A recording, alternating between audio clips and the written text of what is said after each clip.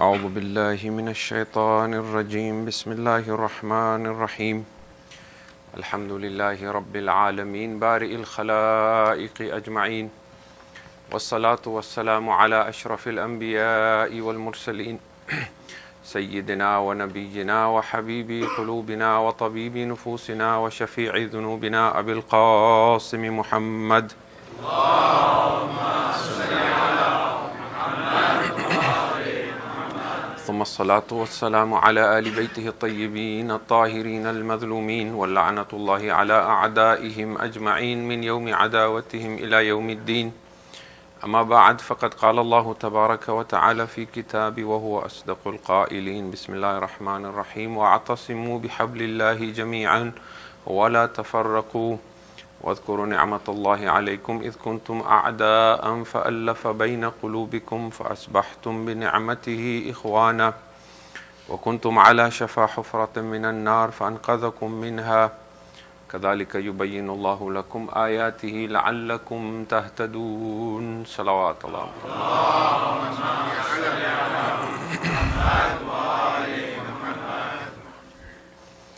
Last night we began discussing the early period of Muslim leadership and Khilafah, and tonight I was to discuss a different subject altogether as a continuation, but I left some last night, so I just want to wrap that up very quickly.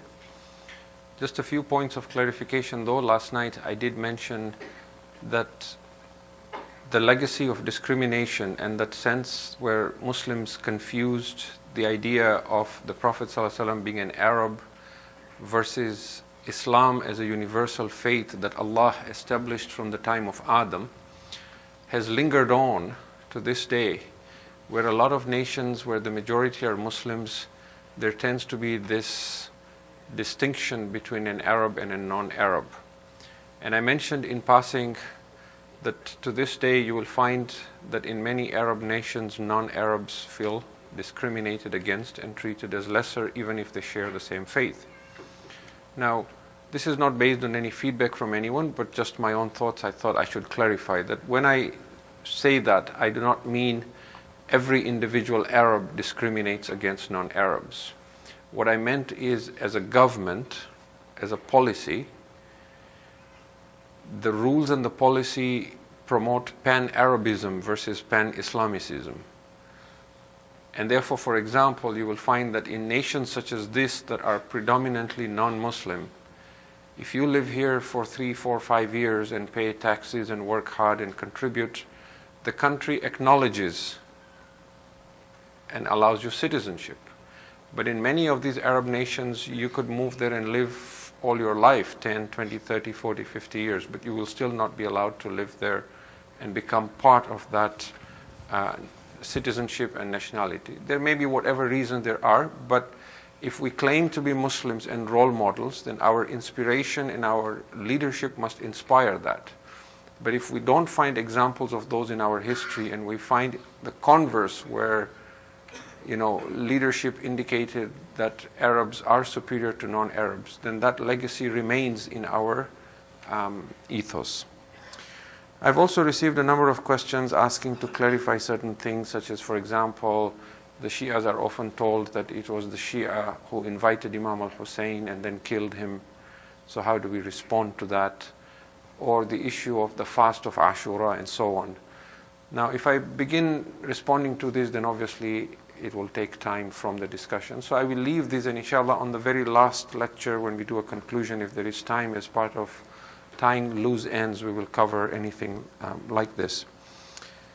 Last night I said that just as major points and highlights from the observance of the Shia, as well as academics and historians who are not even Muslims in some cases, they have critiqued the early caliphate, and I identified 3 issues of concern that were raised in the first caliphate and the second caliphate. Now, with regards to the third caliphate, I will not discuss in detail because, as I said, I was to do this last night and I just want to wrap it up very quickly.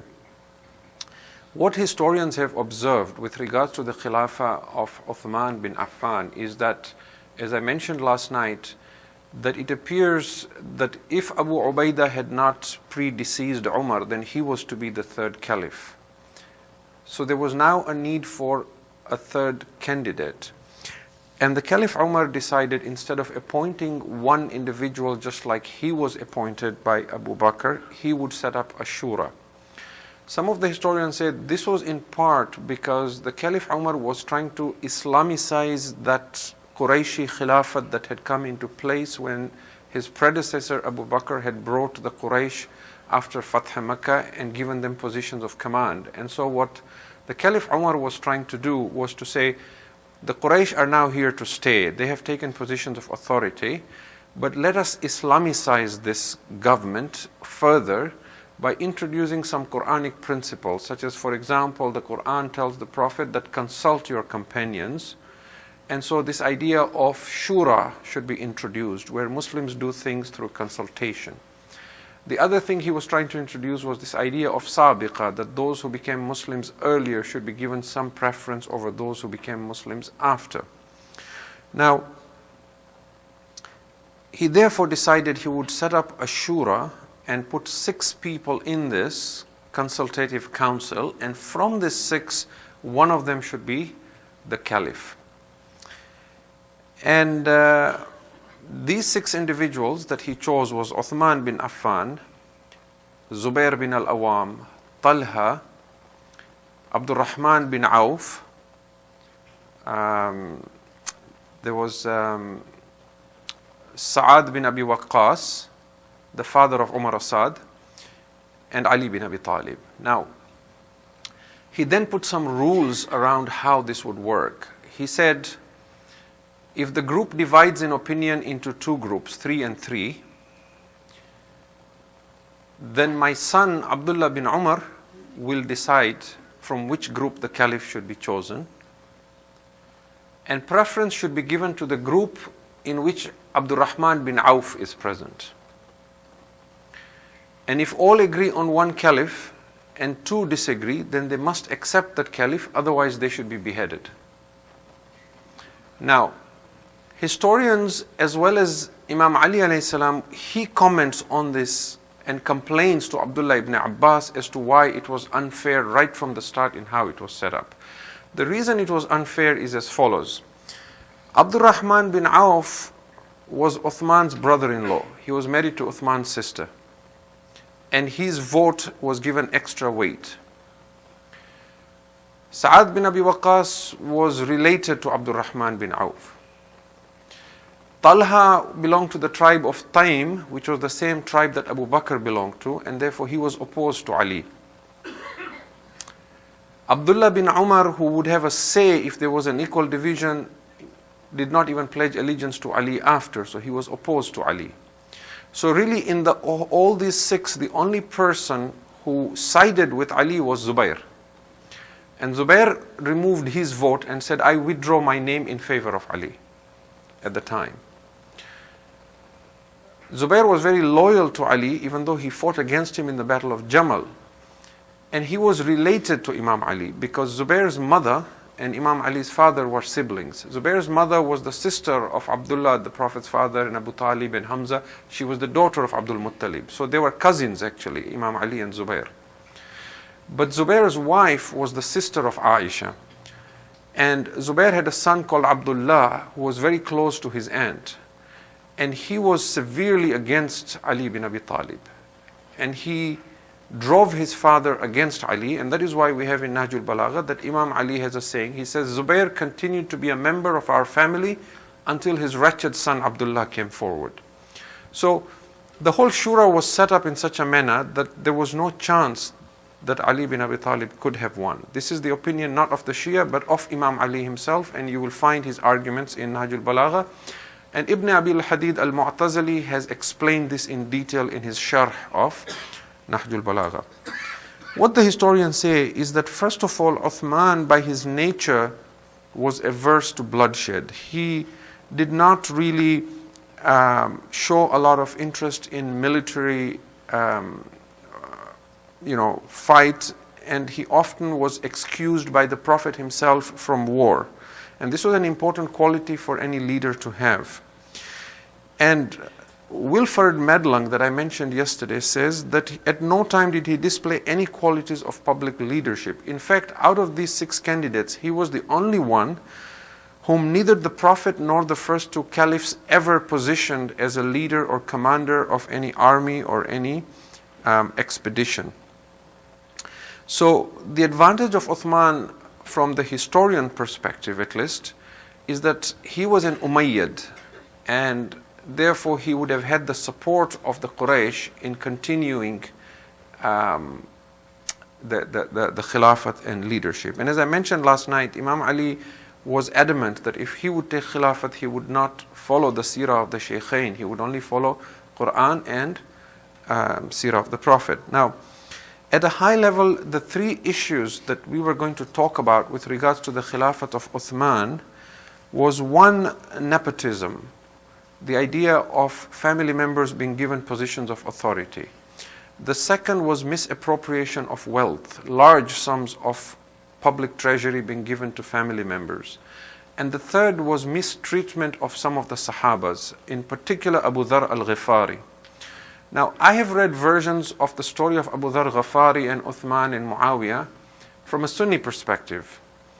And in my humble opinion, again, it is somewhat revisionist of history in suggesting that there was no discord, and the Caliph Uthman requested the Sahaba Abu Dhar to move to Damascus, and Muawiyah asked him to come back, and then that sort of a thing. But when you read all the reports of history, it was a harsh treatment. He was exiled, he was sent to Rabza where he did not want to go, and he died in isolation. So there is enough historic evidence to suggest that him, as well as other companions, Abdullah ibn Mas'ud and others are mentioned as well, who were mistreated. With regards to nepotism, there is a lot of names and incidents to show family members that were given positions of authority, governorship, and so on, and we cannot get into all of this. But if you take a book like the one I mentioned by Medlung, Succession to Muhammad, you will find full references, names, and all the details. Misappropriation of wealth as well, there is lots of names, and the figures we're seeing is all companions of the Prophet who had very little at the time of the Prophet. When they die or pass away after the time of Uthman, they're leaving sums of wealth like 100,000 dinars, 150,000 dinars, thousands of camels and slaves and villages and farmlands, and and I can't unfortunately go into all this, but what I tried to do was try to say, we hear numbers like 100,000 dinars, 10,000 dirhams. What does this mean really? So, and I may be wrong here, but this is the approach I took. I tried to find out what is a dinar and a dirham. A dinar is 4.2 grams of pure gold. A dirham is about 2.98 grams of pure silver, or 3 grams of silver. If you take the current price of gold at about $40 to $50 a gram, 4.25 grams is about $200 for a dinar. So if a Sahaba dies leaving 100,000 dinars, in today's estimate, that means from very basic, humble, poor life before the Prophet, by the time the Caliph Uthman comes to power, he's dying leaving $20 million, $37 million. We're talking of millions of dollars. And this is besides the 10,000 sheep and 1,000 camels and 100 horses, and leaving for the wives 80,000 dinars as inheritance, and so on and so forth. So something was going wrong with the Ummah.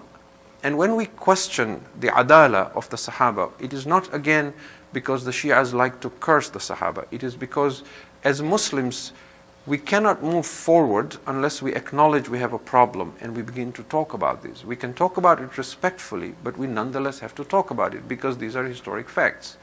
We cannot create sanctities around individuals and say we cannot talk about it. I give you a very simple example and then I end this discussion. We talk about the wife of the Prophet Aisha, for example. There is a very popular, well-known Sunni scholar called Dr. Yusuf Qardawi, who was from Al-Azhar in Egypt, and he's now based in Qatar. And he has a lengthy article on the internet where he talks about this Hadith al-Ifk. Many of you may know about this scandal of Ifk that was imputed on the wife of the Prophet, Aisha. In summary, the Prophet ﷺ was once traveling and he had taken his wife Aisha with him. And when the camp moved back to Medina, she got left behind. And a young, handsome man from the Muslims happened to be there as well, and he came across her and he brought her back to Medina. Now she was young, he was young, and some of the hypocrites began spreading scandals and rumors about her and the young man, which caused her a lot of anguish. And there is a whole story to it as to how her name was cleared and that this was false allegations and so on, and it's called Hadith al-Ifk. Now Dr. Yusuf Qaradawi, when he discusses this, he talks about what happened and why she got left behind. And he praises her at every moment and occasion, such as, for example, how modest she was, that when she needed some privacy, whereas others would use, a nearby place as a washroom, she would go far away. And he talks about how she lost a necklace, and then he goes into details of how non-materialistic she was, that the necklace she had was made from this gemstone called onyx. Onyx is like a black stone and material that has very little, it's not so precious. But he says she was so modest and so non-materialistic that, this was the kind of necklace she wore despite being the wife of the Prophet, when she could have been wearing the most expensive necklaces that any Arab wanted to wear, being the wife of the Prophet. Now my question to Dr. Yusuf Qaradawi is this, that historic reports show that Muawiyah, for example, sent Aisha a necklace that was worth 100,000 dirhams, and she accepted it.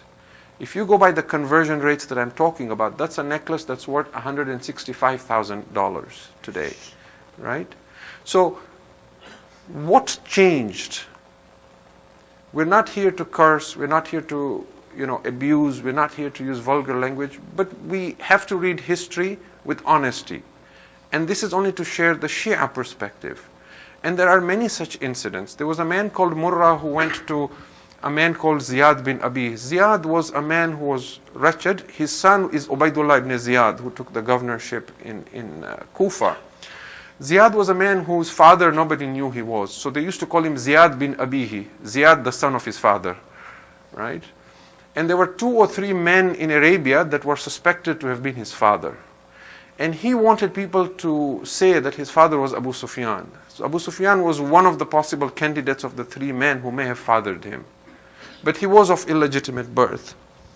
So nobody acknowledged who his father was. And that bothered him, despite having position and governorship and so on. And Ziyad bin Abi became Muawiyah's governor in Basra, and a man called Murrah went to Basra asking Ziyad for some favors, and Ziyad refused.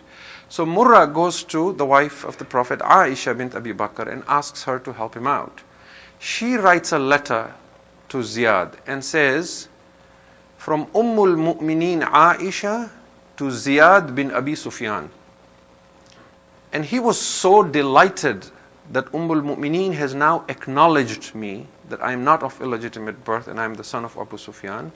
He gave Murrah 100 acres of land, and he built a special river that came straight into his farmland to irrigate his land. And that river came to be known as Nahr Murrah, the river of Murrah. So there's a lot of such incidents that Madelung and others look at and discuss and say that there was a lot of power at play.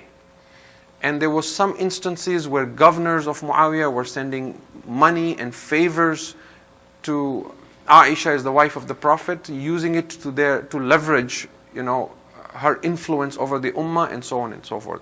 So as Shias, we look at things as honestly as possible as we can. And as I said, the Shia argument and weight and strength is that we're not looking at Shia sources here. We're looking at sources that all Muslims use.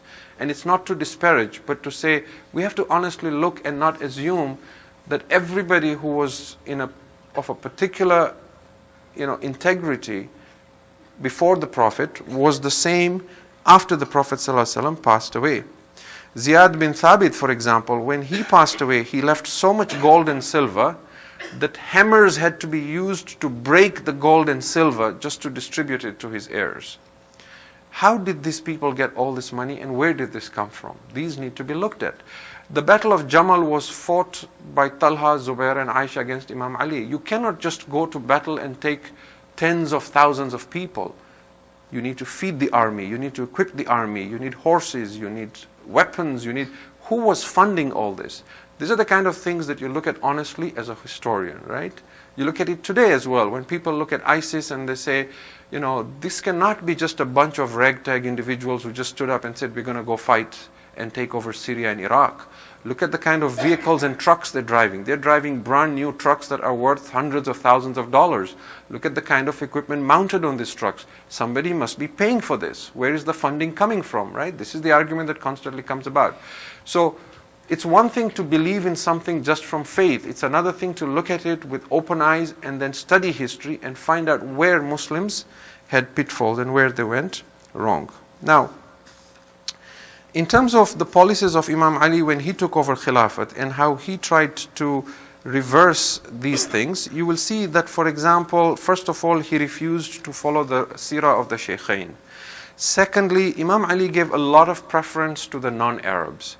The Persians absolutely loved him, right? You will see, for example, a large number of followers of Mukhtar in taking the revenge of Imam Hussein were Persians. And the reason the Persians followed him and became Alawi is because of their love for Ali bin Abi Talib, because they saw him as being very fair in saying, I will appoint people and treat people on the basis of taqwa, not on the basis of their ethnicity. So, if you look at Nahjul Balagha as well, I talked about, for example, the collection of zakat and the policy of the first caliph where he went to war to collect zakat and this hurub ridda.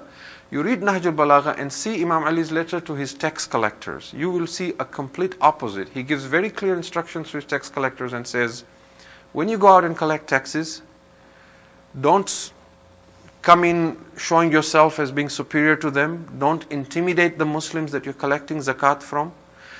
If they tell you they don't have any zakat to give, leave them alone. Don't insist and say you have zakat and you have to give. If they say they have zakat to give and there are animals in a pen and they're going to give you an animal from what they have, don't go into that place where the animals are. You stay out and let them bring the animal to you. If they bring the animal to you, don't say, no, this animal is defective, I'm going to take that animal. He asks them to be completely accommodating and sympathetic and empathizing and respecting the integrity of the Muslims. Right? So you see these sort of reversals. There is another khutbah in Nahjul Balagha where he talks about what happened at the time of Uthman. And he says, I swear by Allah, even if I find women that were married and their mahar was given with unlawful money from Baytul Mal, I will take that money back and have them divorced. But I will not tolerate money being misappropriated from the wealth of Muslims. Now, these sort of comments from Imam Ali suggests that he saw problems and that he was trying to rectify this, but obviously he was occupied with battles for the 3.5 years that he ruled one after the other, and not everything was put into place. So this is in summary of what we were trying to discuss with the early Khilafat. If you can recite as-salawat ala Muhammad wa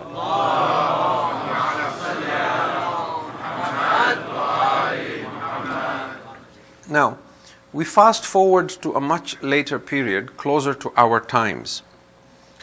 And we say that the Umayyads and Abbasids, of course, did not rule according to any Islamic principle as such. The Umayyads ruled based on a model of government that was Byzantium, and then the Abbasids ruled on what was a Sassanid form of ruling and government.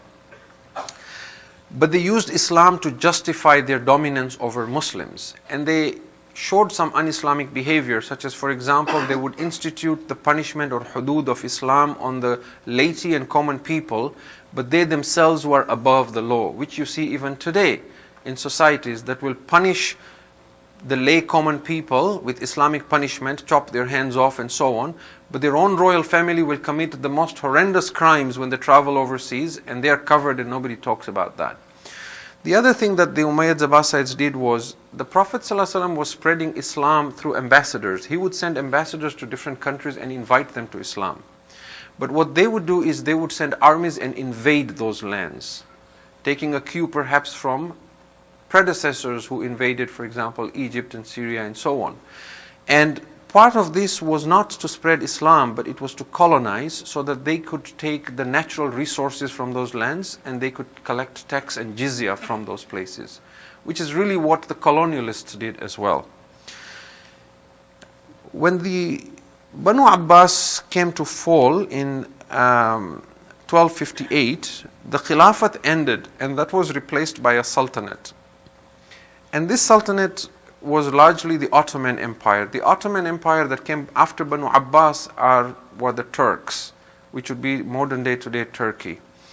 And by that time now, the Muslim Empire was not held by one dynasty only. There was on one side the Ottoman Empire. In Persia there were the Safavi, that were Shia. Then in India you had the Mughal Empire, you had the Fatimids, and so on and so forth. So the Muslim Empire was breaking up and it wasn't really one. But for the most part, the large majority that defined themselves as Sunni, they were looking up to this Ottoman Empire that were the Turks. And even though there was this idea that we are under the rule of a Khilafah, that old system of the Khalifa being the representative of the Prophet ﷺ was now fading away, and it was becoming more secular in a sense, but Islam continued to be the more vital social and political force. Now, during the 18th century, the Sultanate began having two issues. One, there was a stagnation and a degeneration in the Muslim Khilafat or Caliphate in the Ottoman Empire. The other thing was that Western civilization was now growing. So now there were revivalist movements, and Muslims were now concerned that we need to respond to Western civilization, and Muslims need to come out of all the stagnation that they are in. And this began all the different types of reforms and revivals with good intention or bad intention. You had, for example, the Wahhabi movement that was led by Muhammad bin Abdul Wahhab, inspired by Ibn Taymiyyah. You had, for example, in Africa, you had the Grand Sanusi of Libya, you had the Mahdi of Sudan. In India, in the Indian subcontinent, you had Sheikh Ahmad Sirhindi, and you had Shah Waliullah Dehlawi, and so on. And these were all trying to reform Islam. Now, by the time you came to the late 19th century, early 20th century, there was an uprising in the Arab world that was called An-Nahda. An-Nahda means the awakening or the renaissance or the rebirth. And I like to think of it as the first Arab Spring. Okay? And it began in Egypt, and then it quickly moved to the other areas that the Ottoman Empire ruled over, including Lebanon, Syria, and other places. Now, what was the cause of this Nahda and this uprising? There were several. One was to rise against Western powers because they were seeing colonialism coming into play. Like, for example, Napoleon invaded Egypt in 1798. So Muslims started getting concerned with this idea of Western powers coming into Muslim lands. The other was that this realization that Muslim societies are now stagnating. And the third was there was a lot of discontentment within the Ottoman Empire, and the Ottoman Empire was trying to reform itself. And so it began a widespread reform that were called Tanzimat. And we can't get into all those details, but if you Google Tanzimat, Ottoman Empire, you'll find a whole Wikipedia article on this. And so they made a lot of reforms in terms of society, education, social structure, and so on. But what they did not change is the leadership. The leadership continued to be kings and monarchs at first, and then these kings and monarchs were now replaced by quote-unquote elected leaders who are still corrupt and oppressive. Now, in 1914, after the First World War, the Ottoman Empire was now being broken up by the British. In India, the Muslims were very concerned about this, and they sent a delegation to England asking the British to keep the Khalifa in place and somebody to represent the Muslim. And this was called the Khilafat movement. And it lasted from 1919 to 1924. The British refused this, and they did not accept this request from the Muslims of India. By 1922, the Turkish nationalists themselves disbanded the Ottoman Empire. And the Muslim Khilafat officially came to an end in 1924. If I'm not mistaken, it was the 3rd of March, 1924. Now, let's talk a little bit about what happened then. As soon as these problems happened, Muslims at first began thinking this was a punishment from Allah, and there must be a reason why our khilafat that has lasted since the time of the Prophet has broken up. Immediately Muslims broke into two groups. There was one group that we will refer to as the modernists, who tried to reform Islam. There was another group that we will refer to as fundamentalists, because that's what historians refer to them. We might not agree with the term, but this is what it was. Now let's talk about the modernists first, and I'll talk about it in two ways. There are many examples we can give, but I'll give an example from the Indian subcontinent and from the Middle East.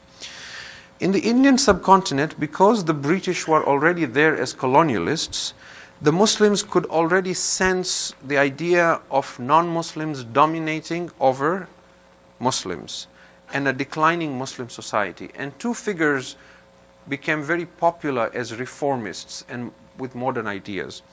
One was an individual who was called Sayyid Ahmad Khan, who came to be known as Sir Sayyid. The other was an individual called Muhammad Iqbal, that many of us refer to as Allama Iqbal.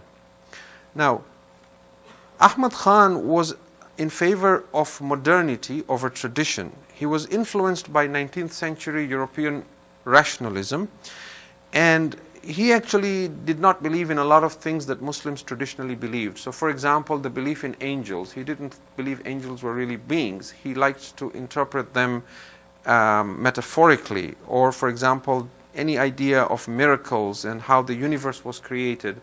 Rather than religious texts, he deferred and preferred a more scientific understanding of these things. And tomorrow night we shall talk about how in society science became God. Now, he traveled to England to see for himself how the Europeans have progressed. And because of his ideas and contributions, Queen Victoria of England knighted him, because of which he came to be called Sir Sayyid Ahmad Khan.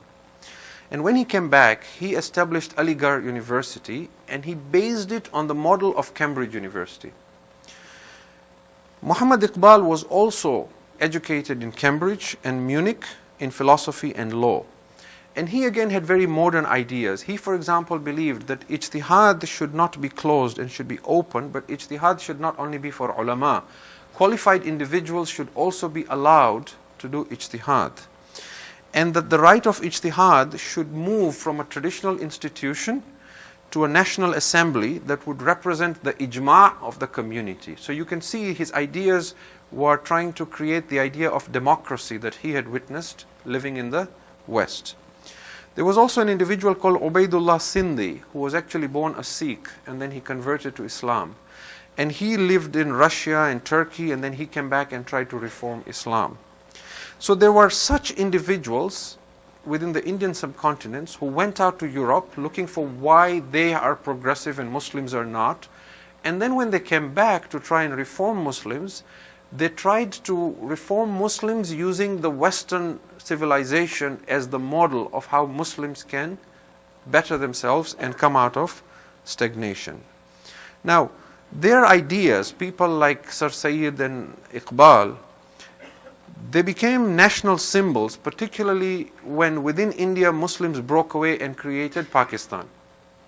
So they became national symbols for Pakistan, and they were very effective in producing new ideas and attractive ideas. But in terms of practice, their philosophy did not gain any traction. And for the most part, they did not really achieve considerable success. And we shall say why very shortly. But very quickly now, let's look at the idea of modernism in the Middle East. In the Middle East, there was a man called Jamaluddin Afghani. And Sayyid Jamaluddin Afghani is said to have been an Iranian of origin. And there is a lot of obscurity as to what his origin is. He quite likely was a Shia. But he took the name Al-Afghani. He was fluent in multiple languages. He spoke Arabic like an Arab. And he lived in multiple countries. But he was a reformist. And so he mingled with Muslims of all ethnicities, all madhabs, and tried to create reform in Islam. And his attempt was to try and bridge a gap between Islam and modern science. He also traveled to Europe to try and understand what was the cause of the success of the Europeans and the non-Muslims, and why Muslims has failed. When he came back from Europe, he set up an objective with 3 goals. His first goal was that Muslims need to liberate themselves from colonial rule. Secondly, there has to be a solidarity amongst Muslims that opposes nation states. And thirdly, we should promote pan-Islamism, the idea that there is one Islam and one community around the world. Now he went to Egypt. In Egypt he met a man called Muhammad Abdu. Muhammad Abdu was a very learned scholar at Al-Azhar University and was at one point the Grand Mufti of Egypt. But this Grand Mufti of Egypt was a student of Jamaluddin Afghani. He was very much impressed with this idea of reform, and he had these modern ideas just like Allama Iqbal. And he tried to make a lot of changes to Islamic law so that it would be very flexible and it could respond and change with the times. He had a student called Rashid Rida, Muhammad Rashid Rida. Muhammad Rashid Rida studied under Abdu, and he encouraged his teacher to write a tafsir of Quran that explains Islam and Quran from a modern and a scientific perspective, a rationalist tafsir of Quran. And Muhammad Abdu therefore began delivering lectures on Quran and tafsir, and Rashid Rida would take very detailed notes and compile this into tafsir. The tafsir did not complete before Abdu died, but Rashid Rida completed it, and it came to be known as Tafsir al-Manar. Now, Tafsir al-Manar is a good work, very popular work, but it has the same issues where it takes everything in the Quran, such as miracles, and questions them and tries to give it a scientific explanation. So if the Quran says that a prophet of God brought the dead back to life, he would explain it as the dead back to life was not physical, but a spiritual revival of the heart. If Ibrahim cut the heads of 4 birds and mixed it up and the birds came and the heads joined, he would explain it as Ibrahim didn't actually slaughter the birds, he trained the birds, and then when he called them, the birds came to him. So he reinterpreted everything. And a large part of Allama Tabatabai's Tafsir al-Mizan is essentially a criticism of Abdu's Tafsir al-Manar. But that is not of our concern here. Now, the Islamic modernists were for the most part, as you have observed, Western educated. Like Allama Iqbal to Sir Sayyid to Jamaluddin Afghani, they all lived in the West. The reason why they could not make considerable changes in the Muslim community is because Muslims look at Islam as something sacred and something that should not be changing, something immutable. The laws of God should be perfect, they should not be something that constantly needs revision. Human laws will constantly need to change and are not perfect. Furthermore, the fact that these modernists had studied in the West, the Muslims were very suspicious of them. And the approach they took is to criticize the traditional ulama. And this will tie into some of what we discuss tomorrow night. A lot of these reformers blamed the ulama and said, look, these ulamas are living in madrasas, in small villages, in faraway lands. They have no idea the struggles we have living in these lands. And you have to be living here to understand the challenge. And because they don't understand the challenge, they don't feel the need to reform Islam. And that is why they were trying to be the reformers of Islam. But Muslims, for the most part, would have nothing of it because the source did not seem to be a source that is authoritative enough.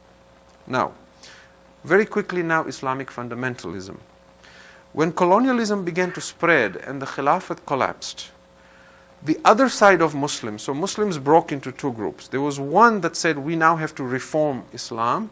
Let's go and see what Europe is doing.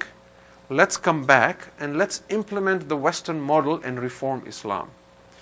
Some of them took the other extreme and said, we don't need to reform Islam, we need to revive Islam. And the problem is we have neglected Quran and we have neglected Hadith. And Muslims, the problem is they've become materialistic and there is moral decadence. And we now need to revive and bring the spirit of Islam back.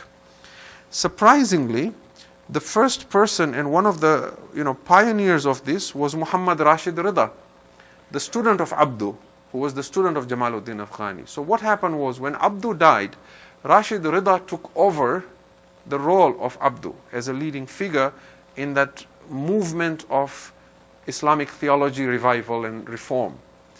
And in the last 20 years of his life, he changed from being a reformer and a modernist to being more fundamentalist and arguing for opposition to the West. And so he witnessed a lot of things regarding the European powers that really bothered him. And he is known to have said that the only language the West understands is power and violence, which they inflict on their subjects whom they colonize. And so he used Quran tafsir and sources in Hadith to justify his theology of resistance, and he distanced himself from his mentors, from Abdu and Jamaluddin Afghani. He argued that what we need is an all-out war against the enemy. He opposed the Sufis because they believed in detachment from the world and were not participating in society. And he began calling himself a Salafi, taking the word that a Salafi is someone who follows the earliest companions of the Prophet, and in a sense calling for a puritanical Islam, to say the only way we will find pure Islam is to go right back to the earliest days of the Prophet. That would be the purest Islam that we can find. Now, he had a student called Hassan al-Banna. Hassan al-Banna took over from Rashid Rida, and he argued the same points, and he formed, to make some practical steps towards reviving Islam and taking Muslims back to original Islam, he formed an organization in Egypt called Ikhwanul Muslimin, Islamic Brotherhood, which was the most powerful and popular political party of Muslims in the 20th century. In India, you had something similar, where you had an individual called Maulana Abul A'la Maududi, and later in Pakistan, who formed the Jamate Islami, or Islamic Society. Maududi was drawn into politics for a different reason. Maududi came into politics because he witnessed the Hindu-Muslim conflict when Pakistan was separating from India. And that bothered him a lot. And his first book was Al-Jihad fil Islam, where he tried to explain the concept of jihad in Islam. His central argument was that we live in a period of Jahiliyyah, and that is identified as Western culture. And this Western culture must be eradicated in all its forms if Islam is to be revived.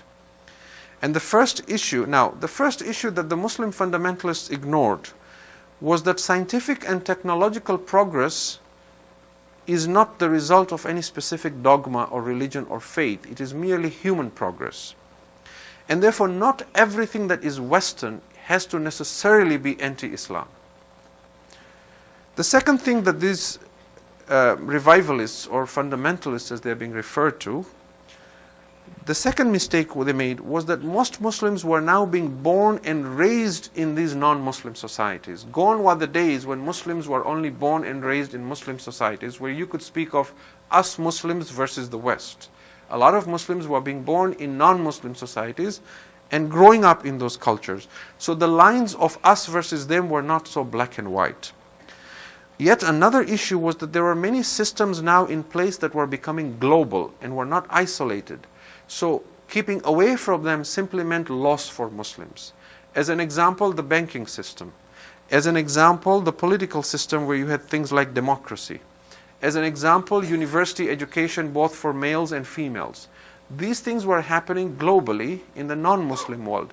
Muslims had two choices. One is to find a response to this that was Islamic, to say, we will have banking as well, but we will have an Islamic version. We will have democracy as well, but it will be led by Islamic authorities. We will have university education for men and women, but it will be within an Islamic framework. Instead, the argument was that no, anything from the West was bad, and we need to shun it and take back to the life and the times when the Prophet ﷺ lived. And this set Muslims back quite a bit, and it would take decades for them to catch up. Now, this was not the first time it was happening. It had happened during the Ottoman Empire's time. During the time of the Ottomans and other times, Islam, we are told, was at one point the leaders of civilization, and all the scientists and minds and brains came from the Muslims. How did it happen that Muslims declined? One of the reasons for the decline of Muslims is that people from non-Muslim societies, from Europe, when they interacted with the Arabs, they learned Arabic and they translated the works of the Muslims from Arabic to Latin. Even the works that Muslims had translated from Greek to Arabic, they translated it from Arabic to Latin. Muslims, however, were told that it is kufr to learn the language of the kuffar and mushrikeen. You should only learn Arabic. So now, whatever improvements in science that the non-Muslims were making, those were not coming to the Muslims, because Muslims were not learning Latin to translate it back to Arabic for the majority, or for whatever languages in the lands of the Muslims, whether it was Turkish or Urdu or Farsi, it was not coming back. Another example, Muslims, when the printing press was introduced, because back in the time writing took a lot of time, and if you wanted to make a copy of a book, you had to go to a place where you'd go to a scribe and pay him money and he would copy the book for you. Now, when the printing press was invented, these scribes were afraid that they're going to go out of business because nobody's going to go to them. So they instigated partly this, but they came up with this idea that the Arabic script is sacred. And in those days when you printed, the printing press was you'd set up those letters and models, right? And you'd be stamping. There would be stamp printing. So they said, look, when you're stamping, you are hitting. How can you slap on the Quran? You cannot print the Quran because that is disrespect to the Quran. So Quran has to be handwritten only. The Christians, though, were very quickly printing the Bible, translating it to Arabic and spreading it, right? The Muslims were saying it's haram to use a print. So what they did was, they allowed printing presses in their lands, and they did not allow Muslims to use those printing presses, but they allowed non-Muslims to do so. And even when they later came to the idea that now we will print the Quran, they said we will hire non-Muslims to print the Quran, but a Muslim should not disrespect the Quran. You know, this was the kind of mindset and leadership that Muslims had. Now, fundamentalists essentially limited themselves to the time of the Prophet ﷺ. What happened was, they failed to see that Islam did not start with the Prophet in Arabia. Islam started from the time of Adam. Islam was the religion of God, a universal faith for all humanity through all times. And therefore, they did not distinguish Arab culture and the time of the Prophet from Islam itself as the actual teaching of the Quran. If they would have seen things other ways, then what they would have concluded is that if we expose ourselves to the culture of other communities, not only will it change our perspective, but they will realize the beauty of Islam. And the real beauty of Islam lies in the fact that you're able to infuse it into all cultures and societies with the same core principles.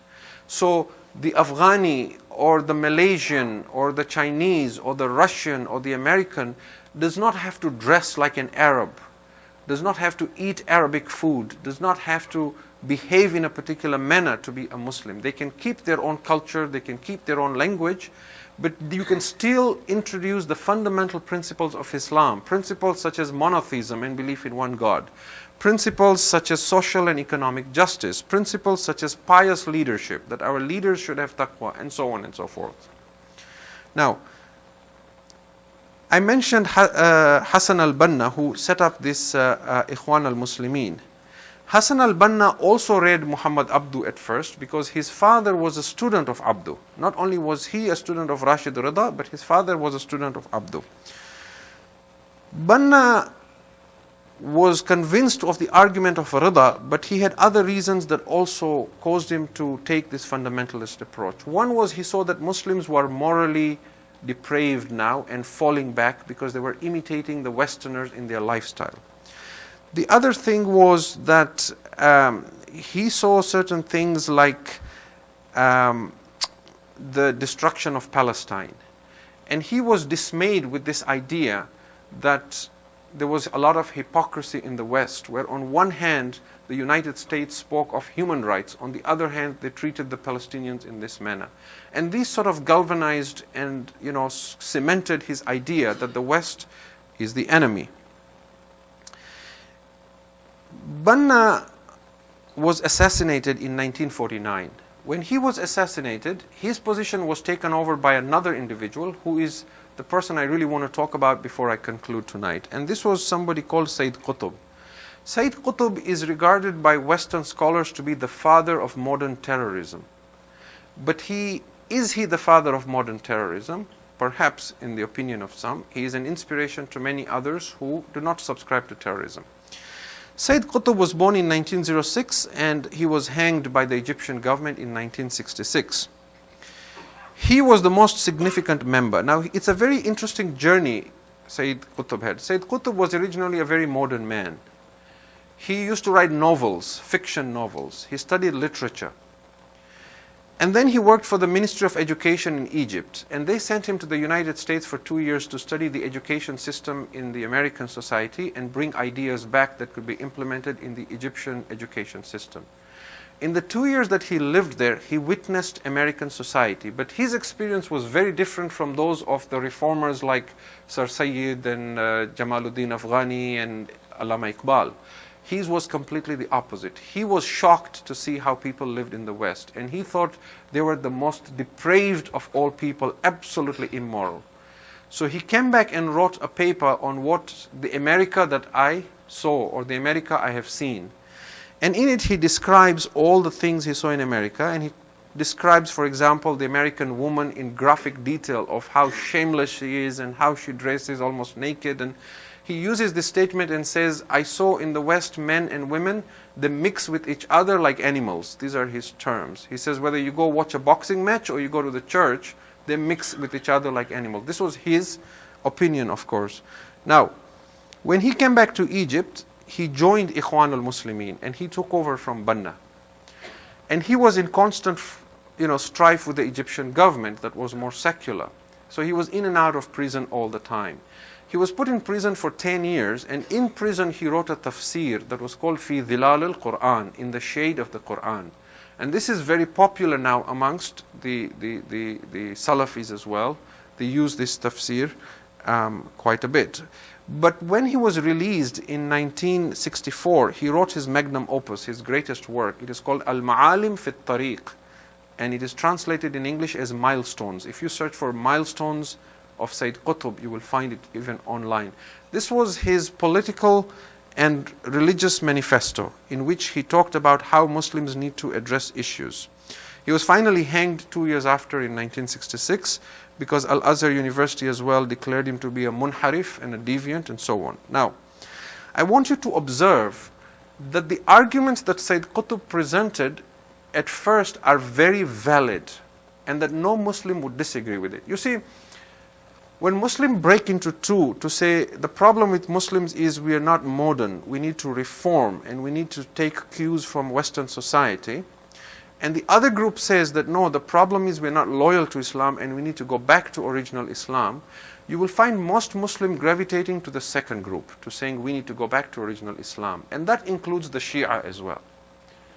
That has more appeal because it takes away that sense of guilt that you are watering down your faith and that you are now turning something sacred to something that can constantly be changed.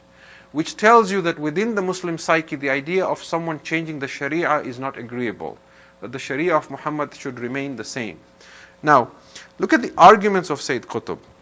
He first argued that, look, Allah, the whole earth belongs to whom?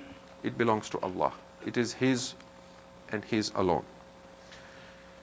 Now he capitalized on a term called Jahiliyyah. Jahiliyyah was first used as to describe anyone opposed to Islam by Ibn Taymiyyah, and then it was used by Abu A'la Maududi, but the one who made it a popular term was Sayyid Qutb.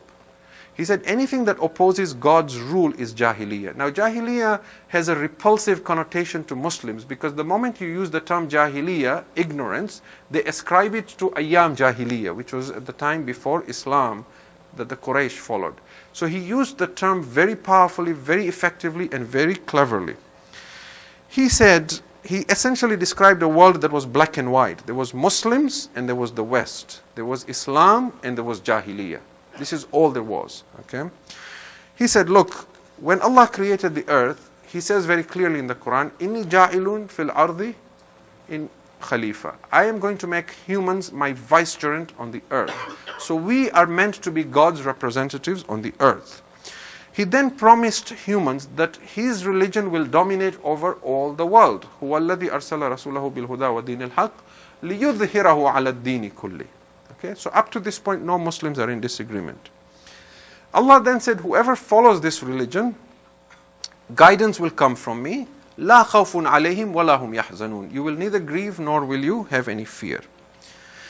Every time human race went astray in the past and steeped in Jahiliyyah, look how he's using the term, Allah would send another prophet to guide them and bring them back to Islam. And those nations who refused to listen to the prophet and clung to Jahiliyyah, Allah destroyed them to stop the spread of corruption. And the Quran says, Inna hudallahi huwal huda. The only guidance is the guidance of Allah. And the Quran says, وَمَن يَبْتَغِ غَيْرَ الْإِسْلَامِ دِينًا فَلَن يُقْبَلَ مِنْهُ. Whoever seeks or desires any religion other than Islam, it will not be accepted from him, and he will be amongst the losers in the hereafter. And the Quran says that human beings were at one point one nation. And as well we know that humans are essentially spiritual beings first and then corporal beings. And that the angels prostrated before Adam because of his spiritual level and because of what man can achieve. So without spiritual progress and values, the West's progress was nothing but a move towards self-destruction. Then he said to the Muslims, if you are fooled by the Western societies you live in and you think that these are more progressive, then look at the Quran and the stories of the people of Salih and Hud. Look at the people of Ad and Thamud. The Quran in chapter 26, verse 146 to 152 and other verses clearly says that the people of Salih and Hud were living in lavish dwellings and lush gardens. So they were living the most modern societies that you ascribe today to the societies you live in the West. So he says the West today is exactly the same as the Qawm of Ad and Thamud. They were living this lavish lives and life of decadence where God was out of the picture and you are free to do as you please and it's your right and so on and so forth. He then went on to say, if nothing stood to rise and stop this ignorance, Salawat ala Muhammad. Can I request everyone to move forward, please? There's a lot of people apparently outside trying to come into the mosque and there's no room.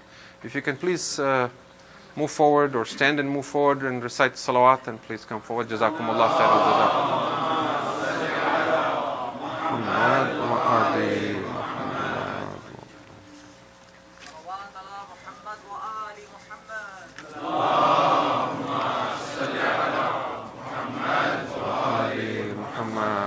Ahsantum, jazakumullah. There are still people walking in, so if we can have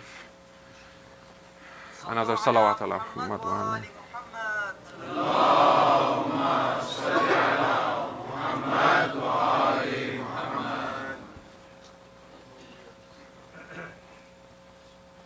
Nare hadri ya Muhammad wa ali Muhammad bulantar salawat. Allahumma salli ala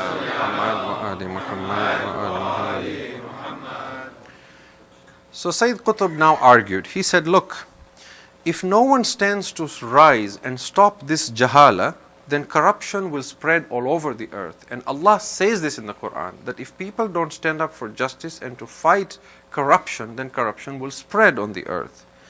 And Western Jahiliyyah was therefore rebellion against the sovereignty of God. At best, it only promotes atheism or agnosticism. Okay. Now, the solution to all the problems, Sayyid Qutb argued, was Islam. It was only God's religion that could and must dismantle the West from its position of authority and its dominance in the world as a force that spreads evil and corruption. But now the question was, how do you practically go about doing this? You've come up with a very nice plan that the problem is corruption and that Islam is meant to save the souls and offer salvation to people. This was God's plan. He created humans for that.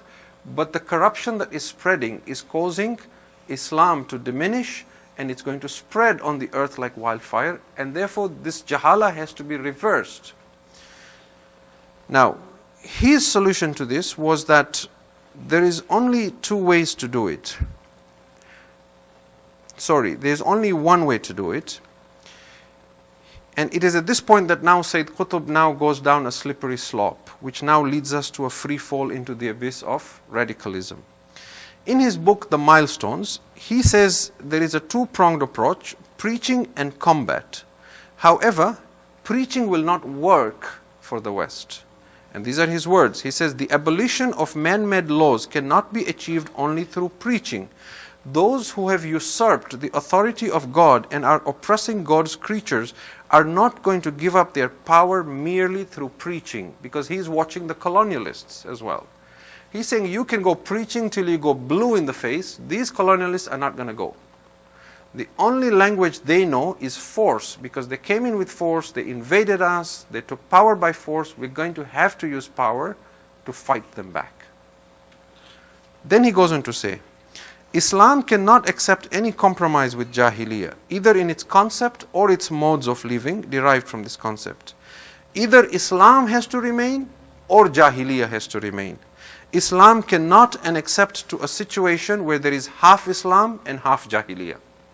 These are Sayyid Qutb's words as well. So you can see that what Sayyid Qutb is calling for is this momentous battle between Islam and the rest. Now, where he is naive is the fact that he is not seeing that what he is suggesting is now a perpetual battle between Muslims and non-Muslims. What he is suggesting is jihad at a global scale that will never end. How do you prevent jihad from becoming the status quo for Muslims, so that that is their primary mission in life, that we just have to keep fighting and fighting the enemy until we die? You see, what he fails to recognize is that the Prophet ﷺ, whenever he had an option to choose between battle and peace, he always chose peace. Even when the odds were against him, like at Hudaybiyah, and that is, in all the battles, Allah does not say this was a great victory for you, Fathum Mubin. But when he signs a treaty that is against the favor of Islam at face value, then Allah says, Inna fatahna laka fatham mubina. We have given you an open and great victory. So he fails to realize this. He also fails to realize that the Prophet ﷺ would send ambassadors to other nations. He wouldn't go and attack and invade and forcefully change them. Even when the Christians of Najran refused to change, they set a pact in where the Muslims would offer them protection and they would pay a tax. But it wasn't you have to, otherwise we compel you or we kill you. Now, the Prophet had an option to choose between whenever he had an option to choose between war and peace, he chose the latter. However, the early leaders of the Muslims, the caliphs who ruled over Islam, they showed the opposite. They invaded lands and took power.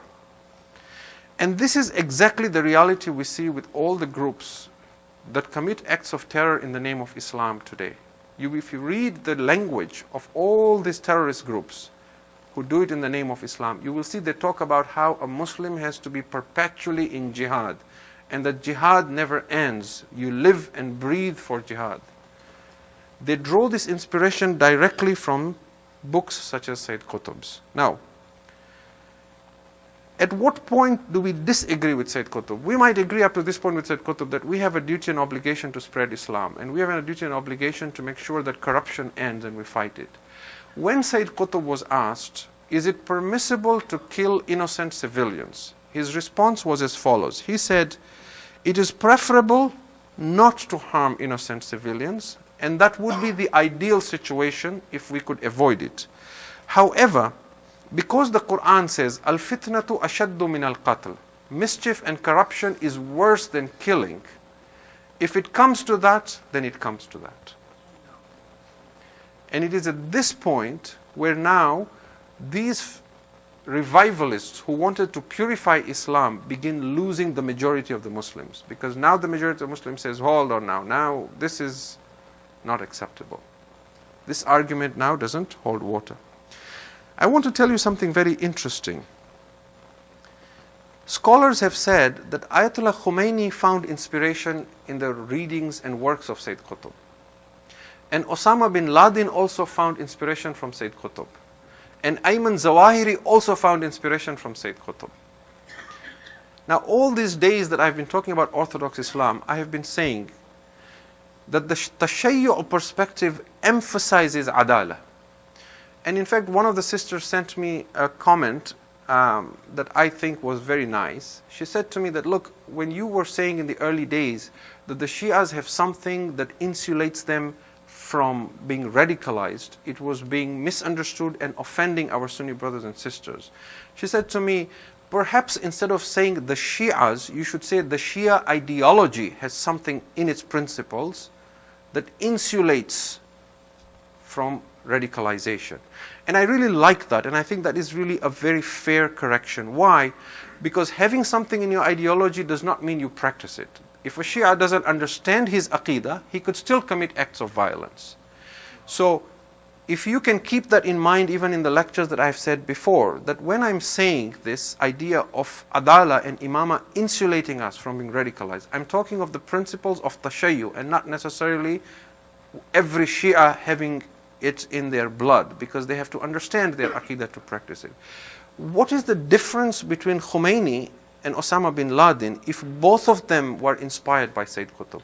Why is it that Osama bin Laden could justify what he did for 9/11 if we say it was him who did it, but Ayatollah Khomeini could never have justified that and said even killing innocent civilians was justified, right? The reason is because the moment he would do that from a Shia perspective, he loses legitimacy as a scholar and an individual. Because this idea of adala is stressed in the Shia madhab. In Shia madhab, the caliph cannot be ghair adil. A sahaba is not a sahaba if he is not adil. The leader of the ummah has to be adil. The imam has to be adil. His imama is violated if he is not adil. And this imam being adil comes right down to the imam of salat. The person leading salat has to be adil. And this is found only in the madhab of tashayyu. And this is the point we're trying to say, that some of these ideas, if they were brought into the ummah, then these would save us from our enemies being able to prey upon those who could be radicalized. If, for example, Sayyid Qutb was talking to a society that strongly believed in this concept of adala that is understood by the Shias from their imams, it would have been impossible for him to convince anyone of this statement, that because the Quran says corruption is worse than killing, therefore we prefer not to kill innocent, but if they have to be killed, then it's okay for the spread of Islam. There's no way he could have justified this. Right? And this is what we're trying to say, that when you insist on adala, then you insist on an adil imam, and that brings in the idea of an imama and the idea of a leadership that is inspired divinely and that comes directly through succession from the Prophet ﷺ. Now, let me summarize this lecture and then end it. In a sense, when Muslims divided into modernists and reformists, it was no different from the early days when Muslims divided into the Mu'tazilites and the Ash'arites. The Mu'tazilites came up with the idea that we should give reasoning importance. And they went too far and downplayed the importance of scripture. As a backlash, the Ash'arites came and said, no, scripture is more important, and now they emphasized that we should shun any science that is outside Islam and only emphasize Quran and a literal interpretation of the Quran. Can you see this is exactly what is repeating again and again? And the modernists were saying the same thing. We should look outside and bring things outside Quran. And the fundamentalists were, as a backlash, were saying we want only Islam and we want only Quran. The Shias, on the other hand, were arguing that al-amru bayn al-amrayn, just like there is no predestination and free will, there is a middle path where the scripture is primary, but it never opposes reason, and reason correctly placed will never oppose scripture.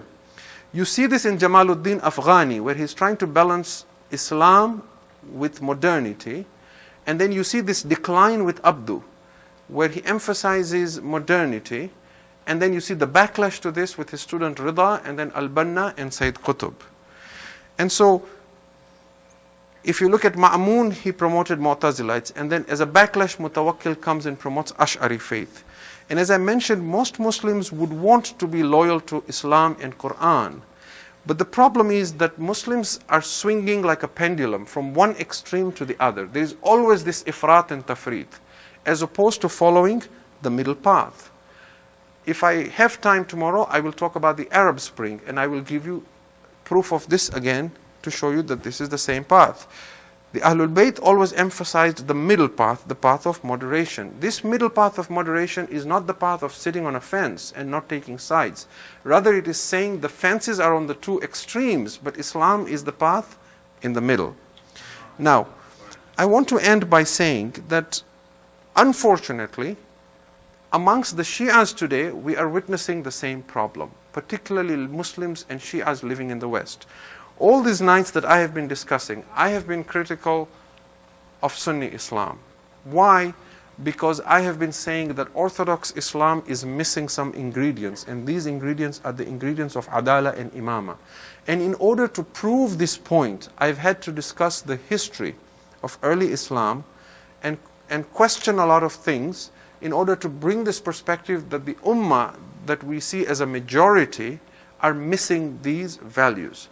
Having said that, when I look at the Shia as well, particularly living in the West, I find that the same tendencies of when we disagree or when we sense our community is in turmoil and it needs reform or revival, we immediately break into two groups again. And again, there is two extremes.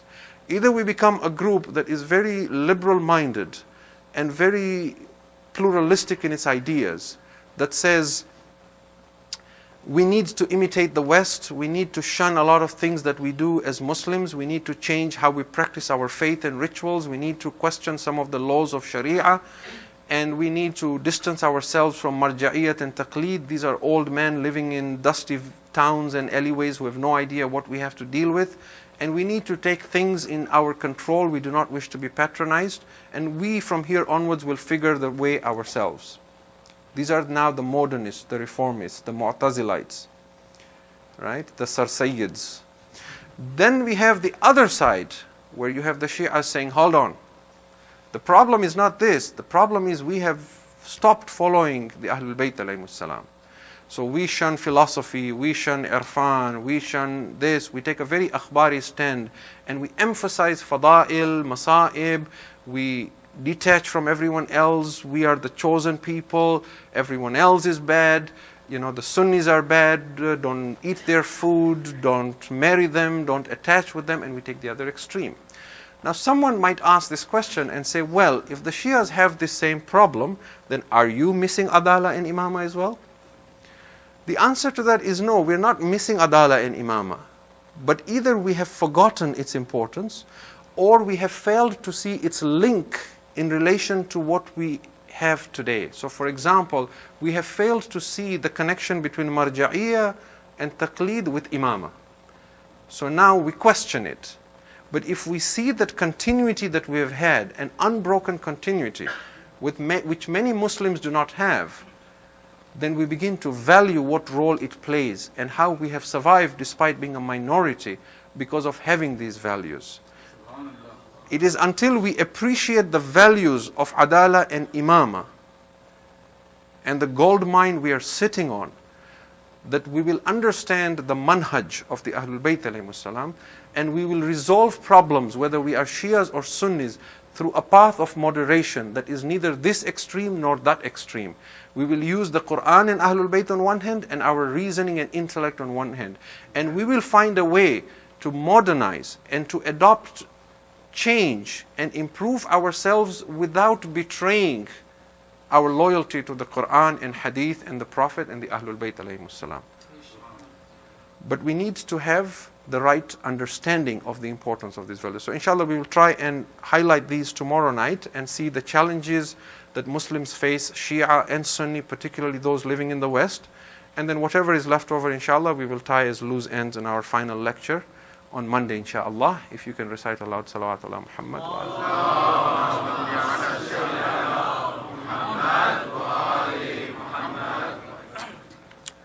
صلى الله وسلم عليك يا أبا عبد الله روحي وأرواح العالمين لك الفداء يا ليتنا كنا معكم سيدي فنفوز فوزا عظيما. Tonight is the 9th night of Muharram, the days and nights that we wait for around the year have almost come to an end. Tomorrow night is the night of Ashura.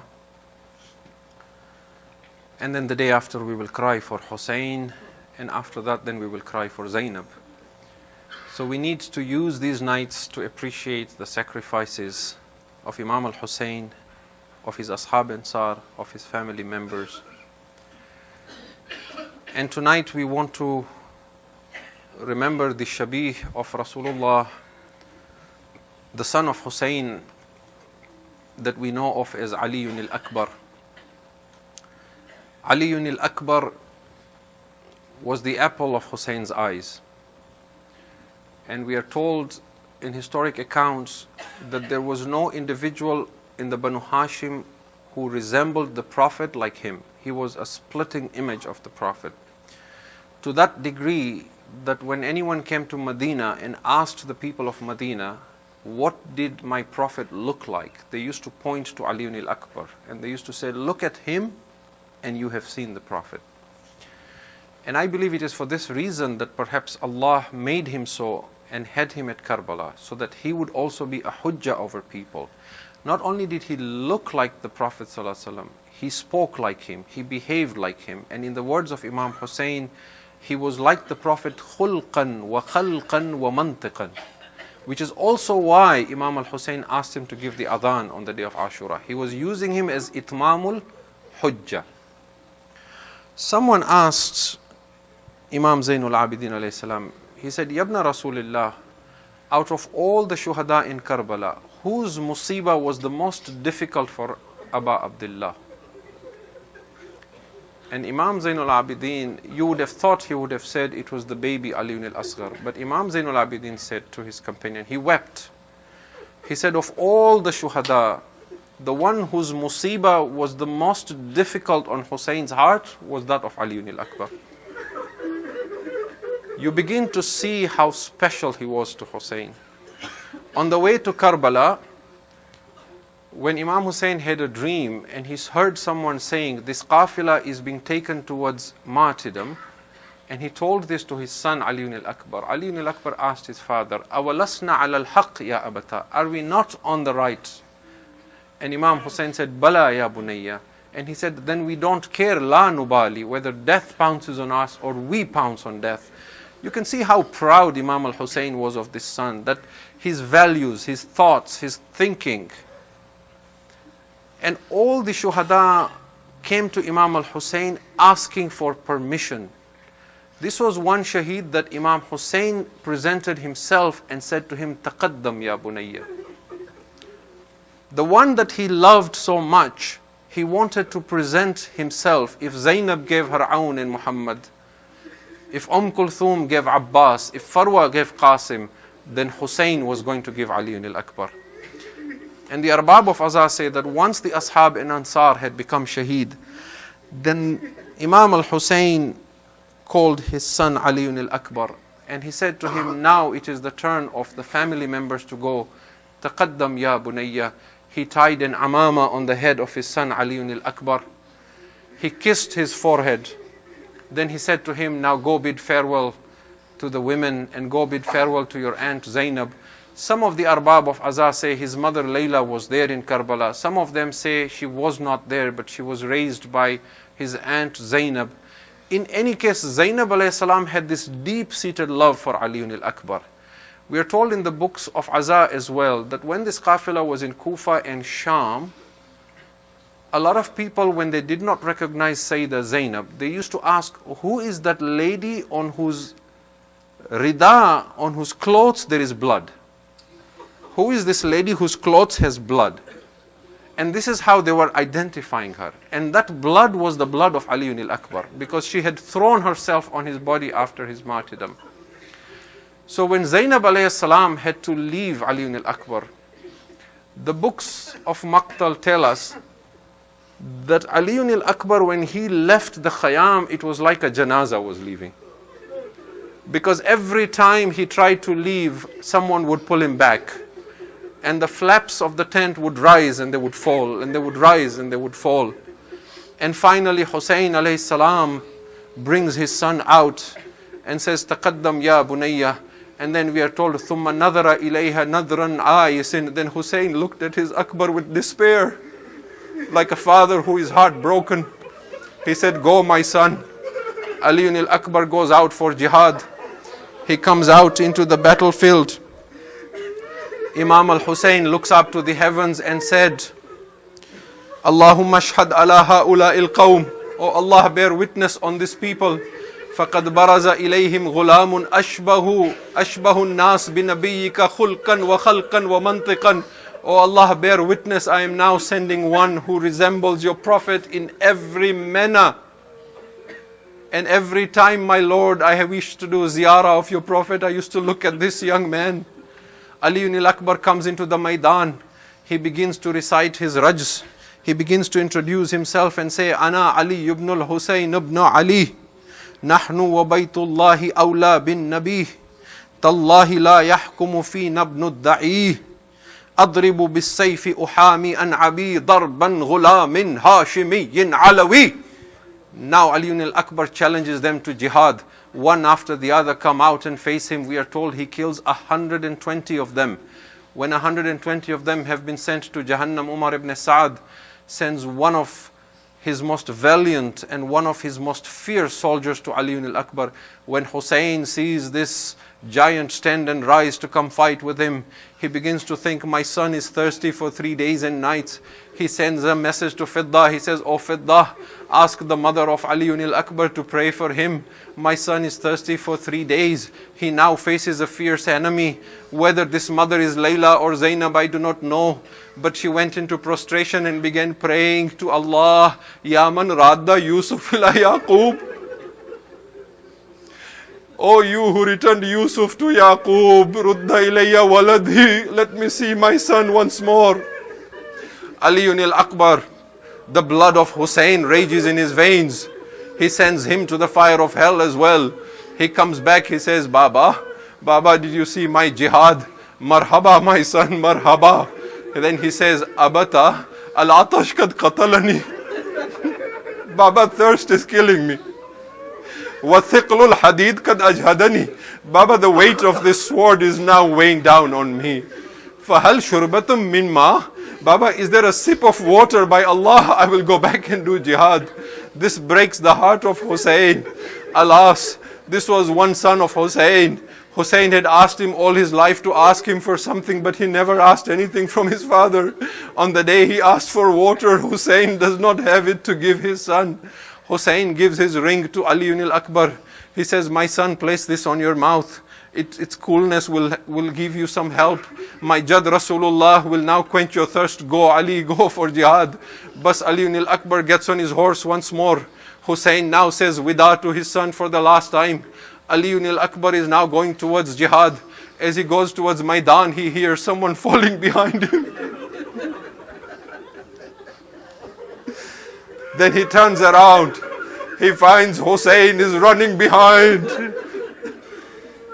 He says, Abata, you permitted me to go for jihad. You sent me yourself for jihad. He says, yes, my son Ali. But if only you are sahibe awlad. If only you had a son like you, then you would know what goes through my heart. Go, my son Ali ibn al-Akbar. But oh, my son Ali, as you go for jihad, as you fight, every now and then turn towards the Khayyam so that I may see you. I wish to still do ziyarah of Rasulullah. But Ali ibn al-Akbar goes for jihad. As he continues to fight, a man named Murra bin Munqidh rises. He says, by Allah, may the sins of all the Arabs be on my head if I do not kill this young man. He brings a spear. He brings a spear to the battlefield. He looks for an opportunity to strike Ali ibn al-Akbar. As Ali ibn al-Akbar is busy in jihad, he throws his lance towards him. When the lance pierces the heart of Akbar, Aliyun al-Akbar tries to remove it. As he removes it, it breaks and the blade remains in the heart of Aliyun al-Akbar. Now the Arbab of Azah say, while Aliyun al-Akbar is trying to remove the blade, a man comes from behind and strikes him on the head. A fountain of blood erupts from the son of Hussein's head. Aliyun al-Akbar bends forward and puts his arms around the neck of his horse. His blood begins to flow on the head of the horse. The horse is now blinded with the blood of Aliyun al-Akbar. He runs into the midst of the enemies. Now the Arbab of Azah say, they surround him from all sides and pull out their swords. فَقَطَعُوهُ إِرْبًا إِرْبًا. They begin to slash him with the blades of his swords from all sides. When Aliyun al-Akbar cannot hold himself on the horse anymore, he calls out, Ya Abata, alayka minni salam. Baba, this is the last salam from your Aliyun al-Akbar. The Mu'arrikh says, Hussein goes out to the Maidan. Sometimes he stood and sometimes he stayed. I would say, oh Mu'arrikh, you did not understand. Hussein was not sitting and standing. Hussein was running to his Ali. But he kept falling and stumbling on the sands of Karbala, calling out, Wa Aliyah! Wa Aliyah! Allama Majlisi says, when Hussein came to the body of Aliyun al-Akbar, he saw three things. The first thing he saw was his son was writhing in pain on the sands of Karbala. The second thing he saw was Aliyun al-Akbar had his hand on his chest. And the third thing he saw was that Zainab was already there before Hussein. But Hussein sent his sister back to Khayyam. Zainab, go back to the Khayyam. Now Hamid ibn Muslim says, he says, the way Hussein cried at the body of Aliyun al-Akbar, he cried so loudly the enemies began to weep. The enemies wept when they saw Hussein weeping. For every shaheed, Hussein sat down. He placed the head of the shaheed on his lap. But for Aliyun al-Akbar, he said, in kabba alayh, he threw himself on the body of Aliyun al-Akbar. فَوَضَعَ خَدَّهُ عَلَى خَدِّهِ. Then he placed his cheek on the cheek of Aliyun al-Akbar. Then he said, Bunayya, ad-dunya ba'daka al-afa. My son, this world has lost all meaning after you. Ajrukum ala Allah. Ajrukum ala Allah. Then Hussein saw Aliyun al-Akbar's hand on his chest.